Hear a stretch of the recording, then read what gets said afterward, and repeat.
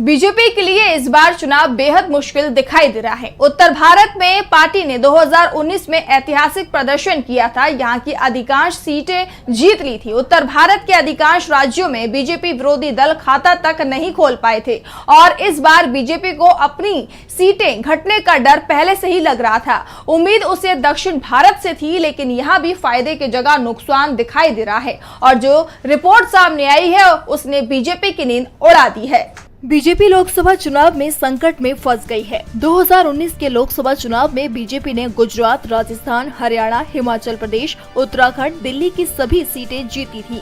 मध्य प्रदेश और बिहार में एक एक सीट हारी थी। लेकिन इस बार बीजेपी उत्तर भारत में तो सीट गंवाएगी ही, दक्षिण भारत के राज्यों में भी उसकी सीटें नहीं बढ़ेंगी।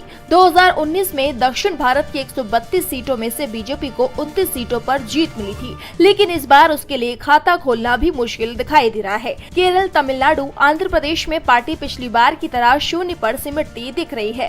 वो इस बार तेलंगाना में भी शून्य हो सकती है, जबकि कर्नाटक में जहां पिछली बार उसे राज्य की 28 में से 25 सीटों पर जीत मिली थी, वहां पार्टी आधा दर्जन सीट भी जीतती नहीं दिख रही है। यानी दक्षिण भारत में इस बार बीजेपी साफ होती दिखाई दे रही है, तो उत्तर भारत में भी हालात बेहद ज्यादा मुश्किल भरे दिखाई दे रहे हैं।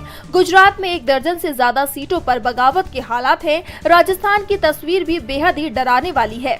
हरियाणा में तो पार्टी को चुनाव से पहले सीएम तक बदलना पड़ गया, तो केजरीवाल की गिरफ्तारी के बाद दिल्ली में हालात बीजेपी के खिलाफ बताए जा रहे हैं। यूपी में इंडिया गठबंधन तेजी से मजबूत होता जा रहा है। इसका संकेत तो तमाम सर्वे रिपोर्ट में ही मिल रहे हैं। तो बिहार में भी इंडिया गठबंधन के आगे एनडीए कमजोर बताया जा रहा है। यानी बीजेपी के लिए उत्तर भारत में जबरदस्त नुकसान की खबर है। दावा किया जा रहा है कि बीजेपी 2019 के मुकाबले इस बार उत्तर भारत में अपनी आधी सीट हार सकती है। चुनाव की पिक्चर अभी क्लियर होने लगी है। उत्तर में बीजेपी हाफ होती दिख रही है, तो दक्षिण में भी उसका सफाया होता हुआ नजर आ रहा है।